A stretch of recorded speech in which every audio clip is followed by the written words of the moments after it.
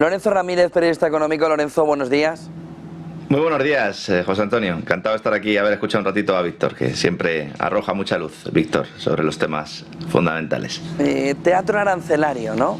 Trump, von der Leyen, Trump que ya le coge el teléfono a von der Leyen, retrasan del 1 de junio al 9 de julio. ¿Qué es lo que está en el backstage de todo esto?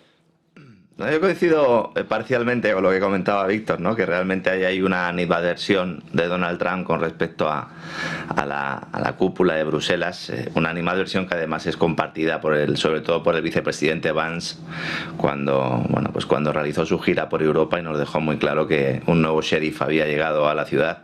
Y es verdad que eso influye mucho, ¿no? en estas negociaciones. Pero yo soy de los que considera que esto es parte de un show, que es un teatro. Hemos pasado prácticamente 4 días de una amenaza de aranceles del 50% a Europa por parte de Estados Unidos, con un Trump que, recordemos, despedía la semana no solo poniendo esta tasa, sino con el mensaje de que no iba a negociar nada con los países del viejo continente. El viernes por la tarde dice que no había nada que negociar, que los aranceles eran esos, del 50% y punto. Y hemos pasado de eso a un escenario en el que se pacta con aplazamiento y se nos dice que se van a acelerar, fast track, decía esta mañana la agencia Bloomberg, se van a acelerar los contactos entre Washington y Bruselas para llegar a un acuerdo. Y de hecho, pues en el día de ayer, en el lunes, ya se produjo otra reunión más entre el Departamento de Comercio de Estados Unidos y el europeo. En este caso, la cuestión va más allá de la forma de negociar de Trump, con su táctica del palo y la zanahoria, más palo que zanahoria, es verdad, pero como digo, yo creo que esto es más un teatro para que ambos presenten al mundo su posición de fuerza. Por un lado, la Casa Blanca haciendo parecer que ha doblegado el brazo de los europeos, que en buena medida es lo que ha hecho, pero prácticamente sin bajarse del autobús, ¿no? Y por otro, una von der Leyen que se presenta como una solucionadora de problemas. Aquí es donde está la gran trampa. Es decir, el hecho de que llegue un momento en el que podamos creernos que von der Leyen está solucionando problemas es la gran trampa, porque ella es la que está creando problemas. Porque así no nos fijamos en que ella y la propia Comisión son el mayor obstáculo que tienen los ciudadanos europeos, no solo para salir de la ratonera económica, política e institucional en la que estamos atrapados, sino fundamentalmente para poder negociar con Estados Unidos. Cuando Trump dijo que no tenía nada que negociar el viernes, ocultaba que, como estaba explicando aquí yo, a lo largo de las 2 últimas semanas se llevan produciendo contactos con 2 propuestas concretas. Hay 2 propuestas de la Unión Europea sobre la mesa, una que promete 50.000 millones de euros de los europeos que irían destinados a comprar gas, armas y productos agrícolas de Estados Unidos, fundamentalmente, y luego otro presentado precisamente la semana pasada, que también lo estuve explicando aquí, en el que se promete exonerar de buena parte de la regulación europea a los bienes y servicios que lleguen desde Estados Unidos. El propio Scott Bessent, secretario del Tesoro, en Fox News admitió claramente cuál era la estrategia. Dice, no, si es que nosotros lo que queremos es encender la mecha debajo de la Unión Europea para que la negociación beneficie a los intereses de Estados Unidos. Aunque la propuesta de Bruselas ya es lo suficientemente atractiva, porque, como digo, supone una cesión casi absoluta a los intereses de Washington. Pero claro, esto no lo puedes vender así dentro de la propia Comisión.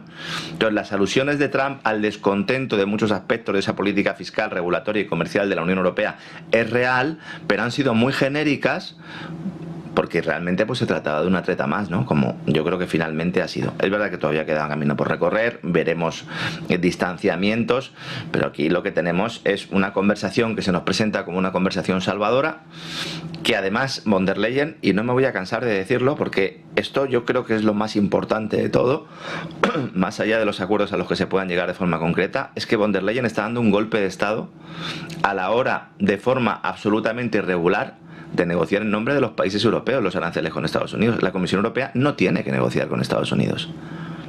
La Comisión Europea no tiene una competencia para poder hacer esto. Son los gobiernos de la Unión Europea quienes deben negociar.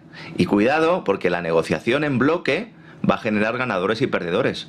Y aquí va a haber países que van a tener que sacar la cabeza.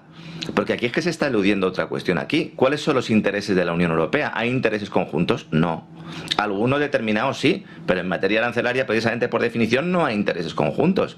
Cada país tiene sus propias áreas de actividad económica. ¿Qué va a pasar en países como Irlanda e Italia?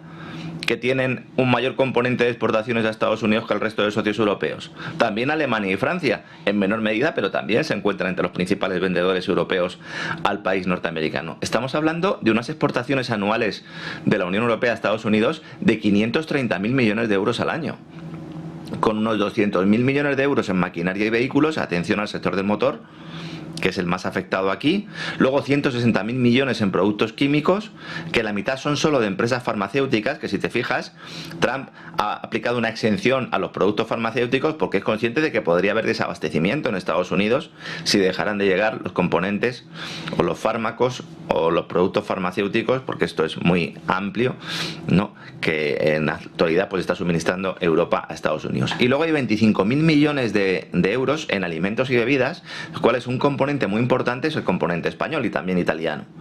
Entonces, ¿qué va a pasar con el sector agrícola español? ¿Quién está defendiendo los intereses del sector agrícola español en esta negociación? Von der Leyen, desde luego que no. Es la última preocupación de Bruselas, aunque teniendo en cuenta también lo que está haciendo el PSOE en el gobierno y el PP en la Comunidad Andaluza, respaldando que se arranquen olivos para poner paneles solares, pues tampoco está claro que la negociación fuera bilateral y podríamos conseguir algo en esa negociación bilateral, ¿no? Al final lo que tenemos es un acuerdo que se nos va a vender como un acuerdo en el que las dos partes ceden, pero yo creo que la cesión fundamental es por parte de la Unión Europea. No ha pasado nada distinto desde el miércoles o jueves de la semana pasada hasta hoy. Por lo tanto, la decisión del viernes de Trump es para forzar, ¿no?, esa llamada, que no sabemos incluso si podría estar pactada para el propio sábado, y así arrancar el lunes, bueno, pues con un escenario de negociación, un escenario abierto justo después de que Trump ha acabado su gira por Oriente Medio y que ya tiene la mirada puesta en dos cosas: en el acuerdo con Europa y, sobre todo, José Antonio, el más importante, el acuerdo con Japón. Uno de los elementos clave también, esta mañana enseñábamos el 30 años japonés, marcando un camino histórico hacia el entorno del 3%, una vuelta que podría haber del inversor japonés, en lugar de comprar deuda estadounidense, a comprar deuda japonesa, y ahí entra Scott Bessent a intentar hacer una especie de funambulismo alrededor, una especie de pacto para que no se produzca lo que parece inevitable, que es que una parte del inversor japonés deja la deuda estadounidense y se vuelve a la japonesa, pero ¿puede hacer algo Bessent para evitarlo?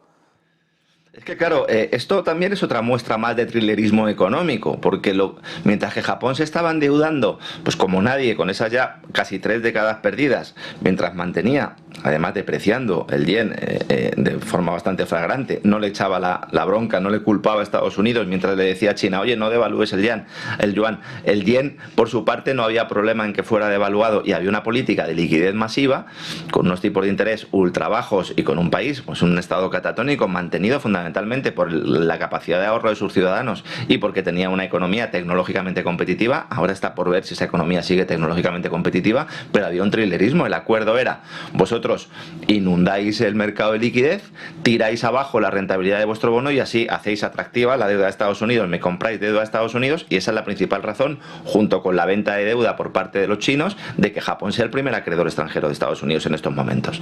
Entonces ahí está toda la clave. Es decir, aquí hay dos puntos, ¿no? El déficit fiscal, déficit público, antes habéis estado hablando de él, nosotros también lo comentábamos el último día, y luego el déficit comercial. Y viene todo ello ligado al valor del dólar y a la rentabilidad de la deuda pública de Estados Unidos y a la capacidad que pueda tener el Tesoro, Scott Bessent, de poder refinanciar esa deuda en un entorno ahora mismo en el que ese es el gran fracaso de la administración Trump. No ha conseguido detener esa espiral alcista de la rentabilidad. Entonces, todo el mundo está pendiente de ese acuerdo con Japón, que va a ser un acuerdo integral, va a ir más allá de la deuda pública. Entonces, este acuerdo se está retrasando. Hubo una especie de plantón, fue la delegación japonesa a Estados Unidos, luego se marcharon y había otra cita muy importante en el marco, precisamente a finales de la semana pasada, en el marco de las reuniones del G7 preparatorias. Se reunieron los responsables financieros en Canadá, preparatorias de la cumbre de junio. Entonces el ministro de Finanzas nipón en esa cumbre le ha dicho a Bessent, dice, mira, yo veo muy inapropiado que utilicéis los aranceles para abordar desequilibrios comerciales. Nosotros tenemos un acuerdo desde hace mucho tiempo, si lo queréis renovar en otros términos estamos dispuestos, pero no presentéis amenazas públicas, ¿no? Porque claro, todo esto gira en torno al tipo de cambio entre el yen y el dólar. Entonces el ministro japonés le dijo al secretario del Tesoro norteamericano, dice, mira, yo no tengo ningún problema en llegar a este acuerdo, pero tú me tienes que seguir facilitando que yo venda coches japoneses japoneses en Estados Unidos y otros productos, ¿no? Pero fundamentalmente coches japoneses en Estados Unidos. Entonces, desde esa cumbre del G7 ha habido algunos gestos de la Casa Blanca muy orientados a dejarles claro a los japoneses que hay una cierta buena voluntad, que no va a ser un orden y mando. Y ahí hay dos elementos fundamentales. Uno, la luz verde a la alianza entre la acerera US Steel y la japonesa Nippon Steel, que viene relacionada estrechamente con todo esto. Esta asociación, esta fusión, la bloqueó la administración Biden en su última semana en el cargo, precisamente por el golpe electoral que podría tener. Ya sabes la importancia de los sindicatos y especialmente los del sector del acero en Estados Unidos. Y esta operación ahora resurge con la promesa de mantener la sede de la empresa en Pittsburgh y crear 70.000 empleos, algo que los sindicatos tampoco se están creyendo mucho, porque US Steel la verdad es que no es lo que era. Fue en su momento un símbolo de poderío industrial estadounidense, fue la empresa más valiosa del mundo y ahora, bueno, pues realmente pues no pasa por sus mejores momentos, y sobre todo pues está empleando aproximadamente 14.000 empleados en Estados Unidos, con lo cual hablar de 70.000 empleos es una absoluta entelequia. Los sindicatos, especialmente el United Steelworkers, la asociación sindical que representa al sector acerero, lo tiene muy claro, ¿no? Con lo cual aquí cuidado, porque también puede tener un componente importante entre su electorado de rechazo a Donald Trump, ¿no? Al final es una empresa que los políticos siempre han utilizado como símbolo de la grandeza estadounidense, y dentro del eslogan, dentro de la gran campaña de Trump de hacer América grande de nuevo, que le entregues US Steel a los japoneses pues no es lo que más gusta en determinadas filas, especialmente no gusta en ese importante estado de Pensilvania. Y otro de los gestos de Trump a Japón es la recepción de la propuesta del fundador de SoftBank para crear un fondo soberano conjunto para invertir en tecnología e infraestructuras de Estados Unidos. El fundador de SoftBank, que se llama Masayoshi, que es un tipo que ha trasladado la idea a Washington y a Tokio, no solo para aplicarlo en su país, sino como un modelo exportable que podría incluir Estados Unidos en sus negociaciones comerciales con otros países.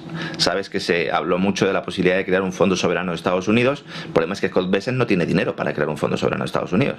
Entonces, claro, esto le ha gustado mucho, porque dice, bueno, si nosotros hacemos que los demás pongan el dinero, que los demás utilicen esos fondos soberanos para invertir en Estados Unidos, pues mato dos pájaros de un tiro, 3 o 4. Se ha dado un capital inicial de unos 300.000 millones de dólares, y de esa manera pues el Tesoro norteamericano tendría fuentes de ingresos que ahora, con esa reforma fiscal que veremos si sale adelante, no tiene. Entonces, Bessent tiene la aspiración de utilizar toda esta guerra arancelaria, guerra monetaria, ya sabes que yo llevo defendiendo esto desde hace tiempo, en la excusa para crear una nueva arquitectura financiera.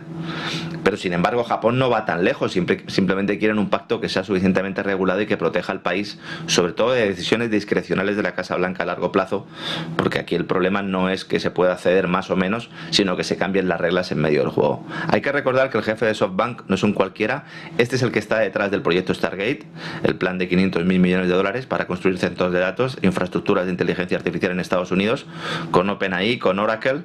Nos preguntábamos todos, ¿de dónde va a salir el dinero? Bueno, pues este es el tipo de proyecto que podría traer inversiones de este fondo soberano.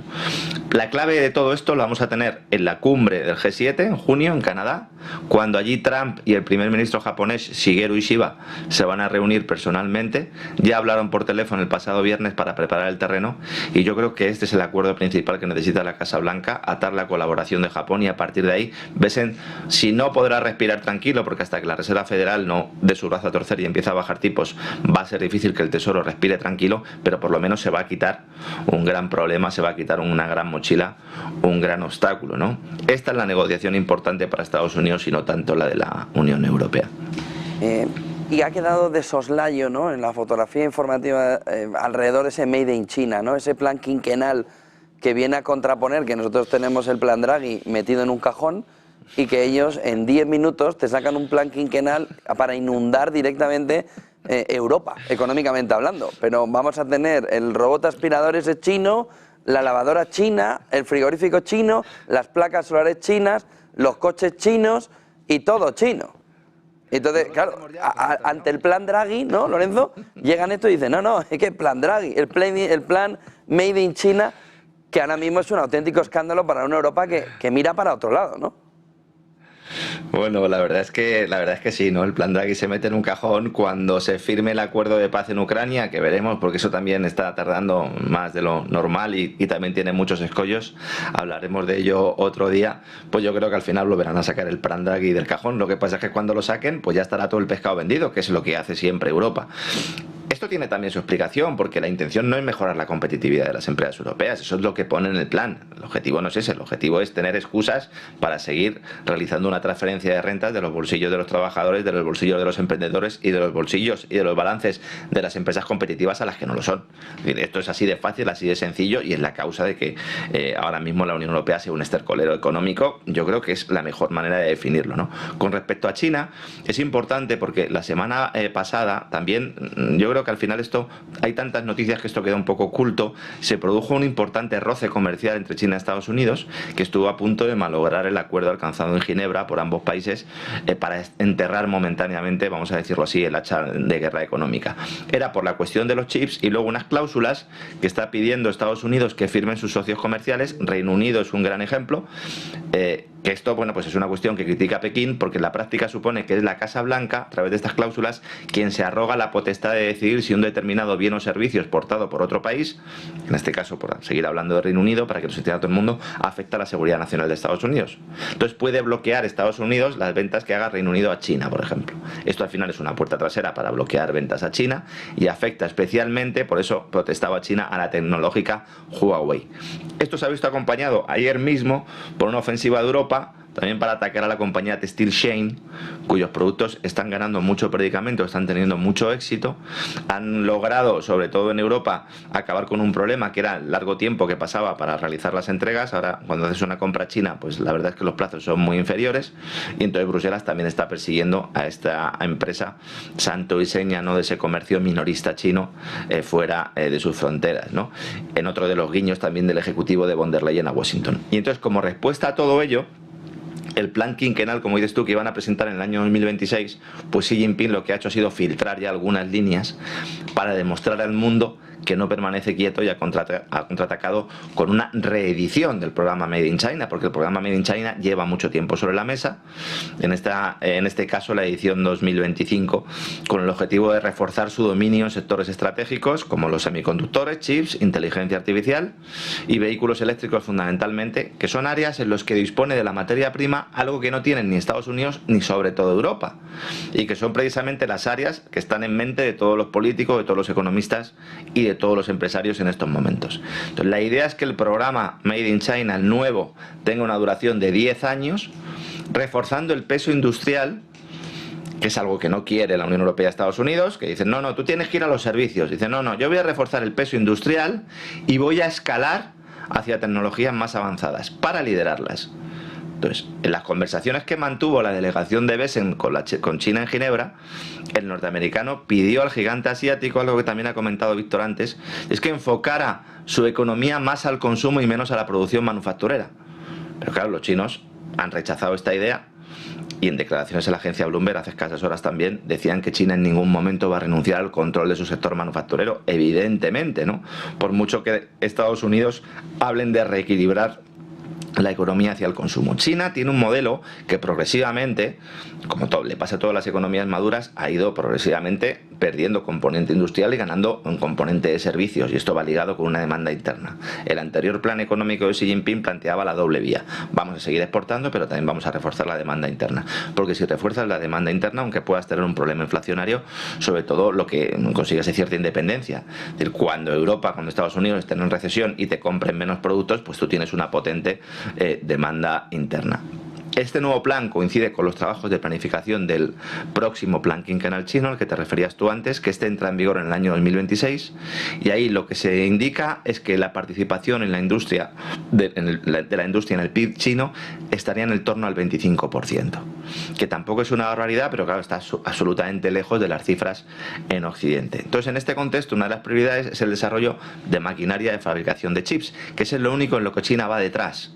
Aquí China depende del extranjero, depende de empresas pues como la holandesa ASML, que tienen los aparatos para fabricar, ¿no?, las placas de litografía, la estadounidense Applied Materials, que han generado al final un cuello de botella persistente y ellos van a trabajar en esto. Entonces, si logran crear una industria nacional capaz de producir esta tecnología, pues de luego que habrán cumplido pues, con el gran sueño y con el gran problema para ellos en términos de seguridad nacional, que es tener que depender de otros para lograr estas máquinas. Por lo tanto, no vamos a ver un cambio en la estructura productiva china orientada al sector terciario, no lo vamos a ver, más allá del que se está produciendo de forma natural, pero esto no implica que el consumo nacional no sea relevante. Porque ya sabes que siempre existe el run, existe el rumor. No, es que el consumo nacional chino va muy mal y China va a implosionar. El consumo en China representa el 40% del Producto Interior Bruto, que no es ninguna tontería. Y luego, en clave monetaria, el hecho de no aumentar el peso del consumo permite evitar espirales inflacionarias.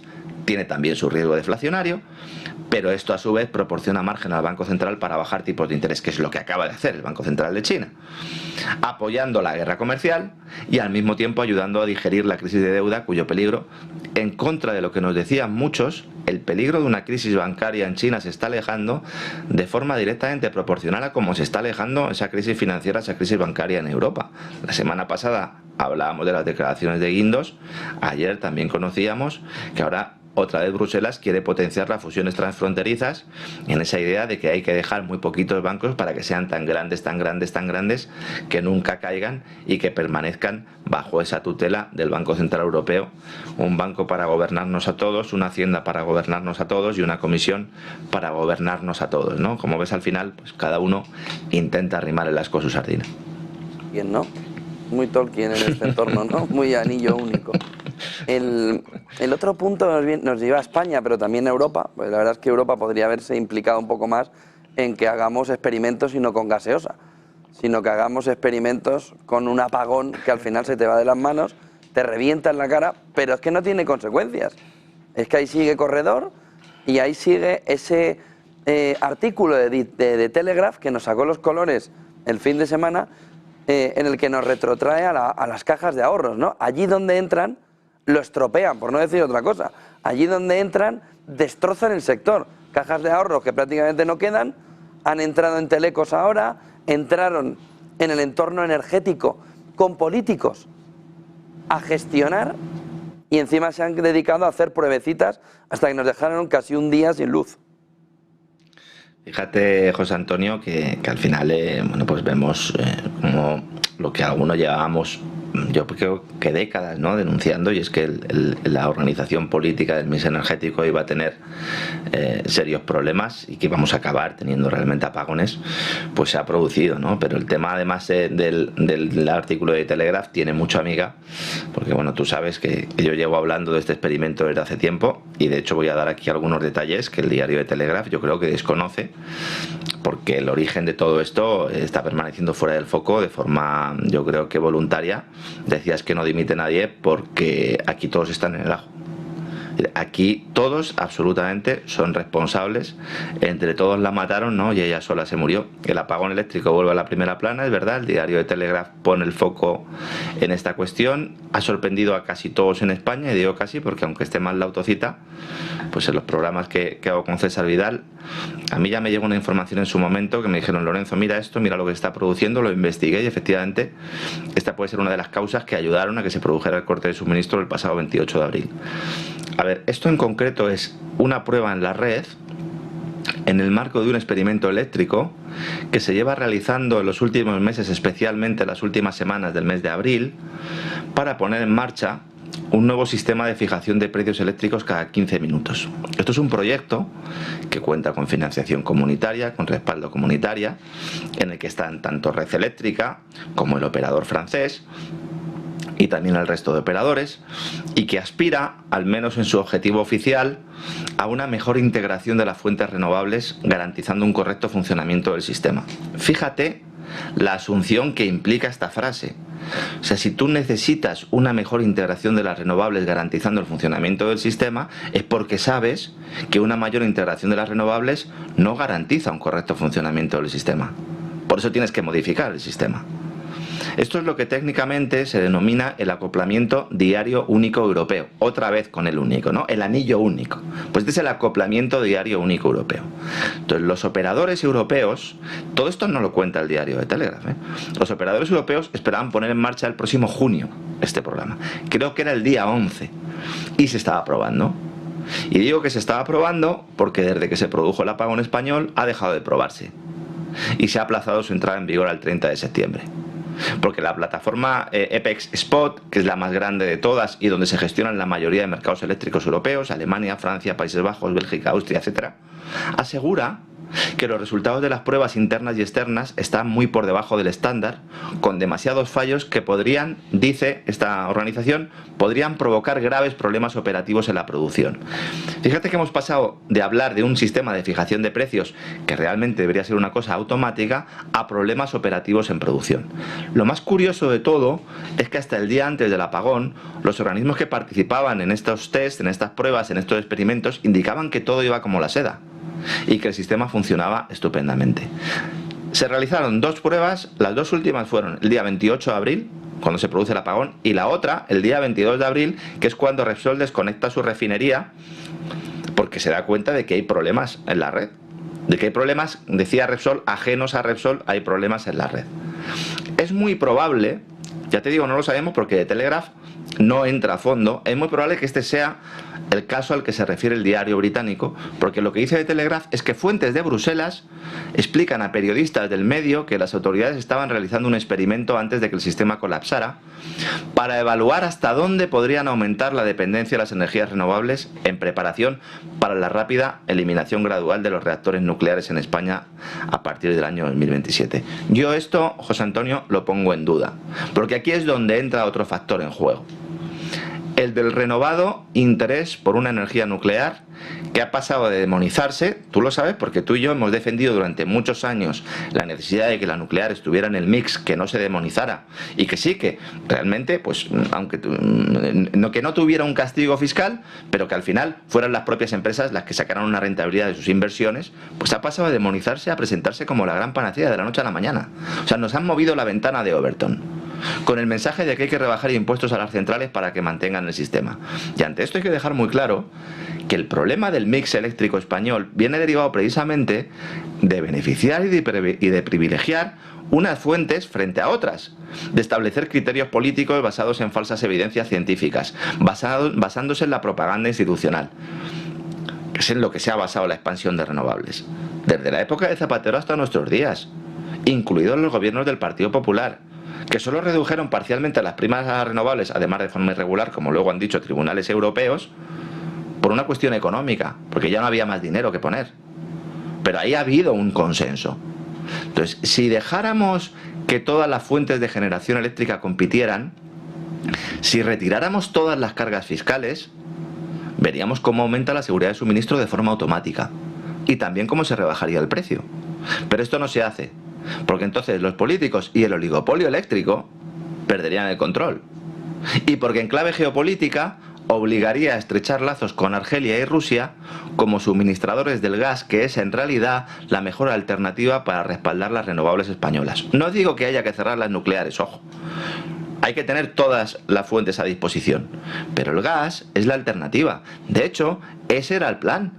Ese era el plan en Europa, ese era el plan en España, hasta que la Casa Blanca de Biden cambió las reglas del juego en el este de Europa para desconectar a Moscú de la Unión Europea y promocionar el gas natural licuado norteamericano. Ahora tenemos un sistema español, pero también europeo, muy frágil, donde se tienen que hacer modificaciones, además en tiempo real, con experimentos determinados, con la excusa de los precios que pueden generar apagores y caídas en el sistema. Alguno decía que Sánchez habría ofrecido voluntario para todo esto. Bueno, pues no me extrañaría, pero esto de luego que no me consta. Y luego tenemos una situación, yo recibo todos los días las estructuras de precios de las compañías generadoras.